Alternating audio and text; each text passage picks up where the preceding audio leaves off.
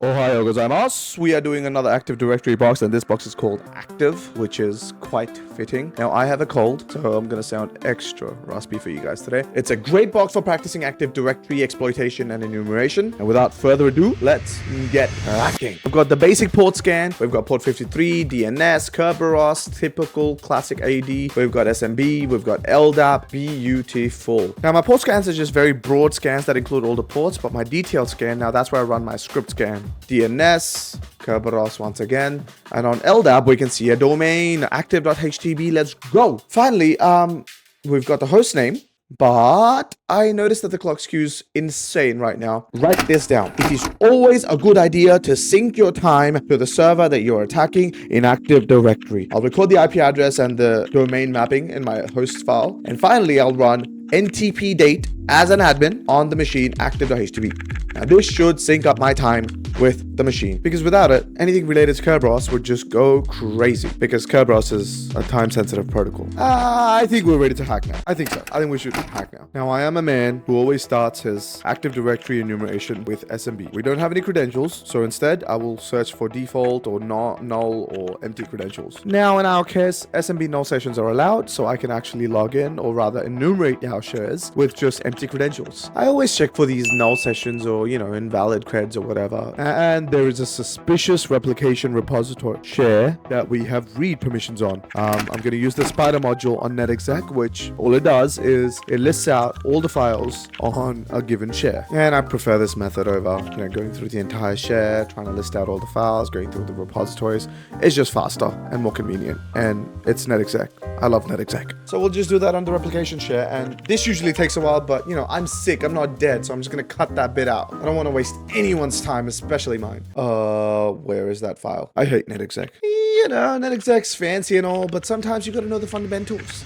SMB client, now that's where it's at. I've got this little command because /ls does pretty much the exact same thing as spidering. We'll just run it for a null session and boom, there we go. It's listing out all the directories and files. Now for the astute amongst you, this looks very similar to what you would see on a sysvol share, and replication might imply that, this could have just been a replicated sysvol share from another domain controller somewhere. Whenever I think sysvol, I think GPPPasswords, and groups.xml is usually for group policies for user management. This might have a GPP password, which should be very, very easy to crack, because Microsoft made the encryption keys public a long time ago, and now anyone with GPP passwords can just, decrypt them instantly. So let's get these groups.xml file and see if we find anything in there. Now I'll use the world's longest SMB client command to go into the directory and get our groups.xml file, and I just want to take a quick peek. I just want to see what's inside. And then, well,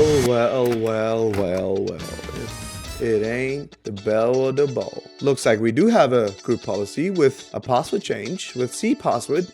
So that's the actual encrypted password for the user, svctgs. Easiest way to decrypt this, or rather decode this, is to use GPP decrypt, which is a native Kali tool that you can just install.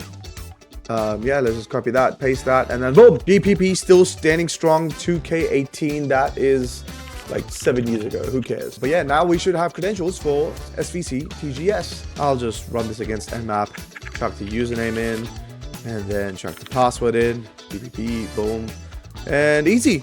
Look at that. We have credentials. Now's a good time to just enumerate as many usernames as we can. Just kerb_tgt, administrator, svc, not many. We have all the users, but a huge component of OSCP is, knowing your Active Directory exploits. And the two biggest ones, or the most popular ones, are AS_reproasting and Kerberoasting. In our case, to do the AS_reproasting, we'll use impacket get np users command, which, you probably have seen like a billion times by now. I'll add the IP, the actual credentials for svctgs. And now I am making a video on AS_reproasting and Kerberoasting in general. Take a look at that if you're confused about this concept. And it looks like there's not any accounts that are AS_reproastable, which means there's no accounts with don't require pre-auth flags set. So instead, we'll try some Kerberoasting. I'll do the same. I'll provide my credentials. And oh my, what have we here? The Kerberoastable hash for administrator. Look at that. That's the hash for the administrator. All we need to do now is to crack it with hashcat. Now, at this point in my life, if I see a Kerberoasted hash, I know the exact mode number. It's 13100. If I don't know what the hash mode is for hashcat, there's a really easy way.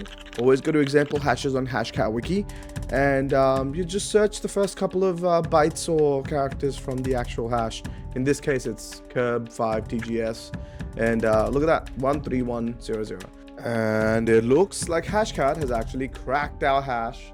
And the password is Ticketmaster1968. Now, if we go to the beginning of the video, you might notice that I never said there was an RDP port or a WinRM port. Even though we have admin credentials, we can't really log into the system and get an active shell as administrator. However, we have SMB and we have admin credentials, which means we can use PSexec. The impacted PSexec tool should allow us to execute commands through name pipes over SMB. All you need is admin credentials or hashes. I'm so cool. I already know this is going to work, so I'm not even stressed out. Right? I'm not stressed out. No, no one's stressed out. I'm not stressed out. You're stressed out.